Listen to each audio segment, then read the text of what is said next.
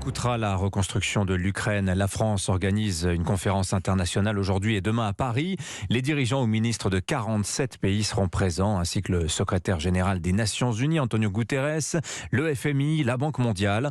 On en parle avec Frédéric Ancel. Bonjour. Bonjour. Vous êtes docteur en géopolitique, maître de conférence à Sciences Po Paris. Votre dernier ouvrage, Les voies de la puissance, paru aux éditions Odile Jacob. Alors Frédéric Ancel, cette conférence de Paris, elle a deux objectifs. Il y a la reconstruction, donc objectif plutôt de moyen-long terme. Mais avant cela, il faut passer l'hiver. Il y a l'urgence et c'est le sujet du jour. Oui, absolument. Et c'est d'autant plus important que la population ukrainienne est relativement importante. C'est pratiquement 50 millions de personnes.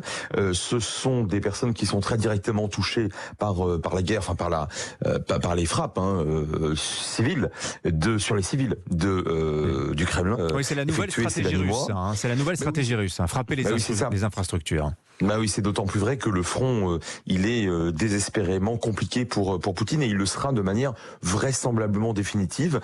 Et par conséquent, il s'agit effectivement de tenter de casser le moral de la population ukrainienne. Donc à très court terme, effectivement, ce sont beaucoup de gens, beaucoup de civils qui sont directement touchés par ces frappes. Les dommages actuels, Frédéric Ancel, après 9 mois de combat, est-ce qu'on sait à combien se chiffrent les destructions ?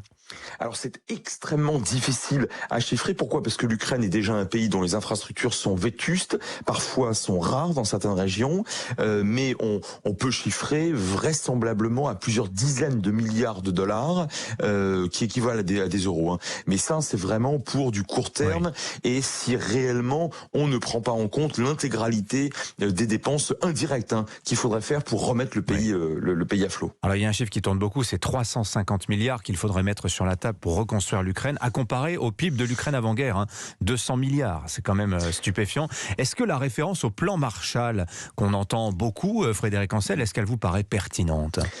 Alors oui et non, parce que pour le plan Marshall, en réalité, le plan Marshall a consisté pour les Américains, d'une part, à tenter d'éviter que des États basculent dans le communisme, et du fait d'une vraie pauvreté qui existait juste après la guerre, et d'autre part, pour les États-Unis, il s'agissait de pouvoir remettre à flot une économie qui ensuite leur permettrait à eux, Américains, de s'enrichir aussi. Autrement dit, il s'agissait finalement de remettre sur les rails un vrai processus de commerce mutuel entre les Européens et les Américains. Là, c'est un peu différent. On n'empêchera pas il s'agit pas d'empêcher les Ukrainiens de basculer, par exemple, dans le camp russe. Évidemment, ça n'a pas de sens. Donc, je pense qu'il s'agit davantage d'atteler l'Ukraine à la démocratie occidentale, contrairement bien évidemment à ce qu'aurait souhaité Vladimir Poutine, d'une part, et d'autre part à limiter les risques d'une déstabilisation de l'ensemble de l'Europe orientale. Oui.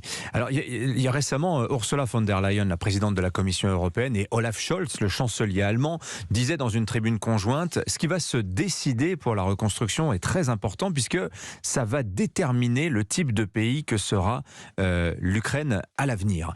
Mais comment ça va se passer très concrètement cette reconstruction ? Parce que là, quelque part, ça a l'air gentil, une gentille collecte de fonds. En fait, il va y avoir derrière une guerre impitoyable d'influence entre les grandes puissances. On l'avait vu au moment de reconstruire l'Irak notamment.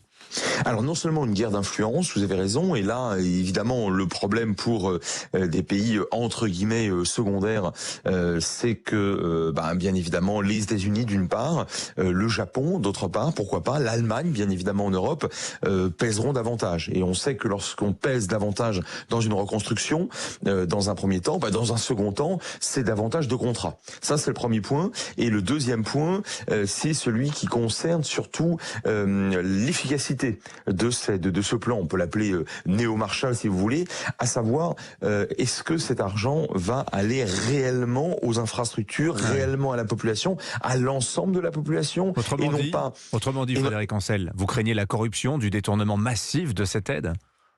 Non seulement je le crains, mais c'est aujourd'hui quelque chose qui fait craindre à l'ensemble des donateurs et des créanciers de l'Ukraine. Vous savez, c'est un pays qui est sorti du communisme et du giron soviétique il n'y a que quelques années, sans remonter à 1991. Donc je dirais que là, on a affaire à un défi extrêmement important, c'est vrai, la corruption sur place, et puis le sens de l'intérêt collectif. Est-ce que oui ou non, effectivement, on aura la démonstration que l'ensemble de la population population et l'ensemble des régions et l'ensemble des secteurs bénéficieront de cette aide massive. J'ai une dernière question pour vous, Frédéric Ancel. On sait que l'Union européenne, cette année, s'est montrée plutôt lente à accorder son aide financière à l'Ukraine. C'est pas passé inaperçu à Kiev. On a vu que les Américains étaient beaucoup plus diligents. Est-ce que ça va limiter le poids politique des Européens dans cette reconstruction ? Je le crains. Je le crains parce que fondamentalement, les Américains, eux, d'abord disposent de moyens plus importants, d'une part. D'autre part, les Européens risquent une fois de plus d'être plus ou moins divisés sur ce qu'on va faire de l'argent. Et plus on est divisé, évidemment, moins on pèse, moins on est fort. Et puis dernier point, vous avez en Europe, l'Europe orientale qui est extrêmement favorable à une aide et tout à fait massive, bien évidemment, de la part de pays riverains. Je pense à la Pologne et aux Pays-Baltes, mais justement, ce sont les États les moins fortunés de l'Union européenne. Autrement dit, ce ne sont pas eux, a priori, qui pèseront de manière la plus importante. Merci beaucoup Frédéric Ancel d'avoir été en ligne avec nous ce matin. Je rappelle le titre de votre dernier ouvrage, Les Voix de la puissance, aux éditions Odile Jacob. Bonne journée à vous, 7h19.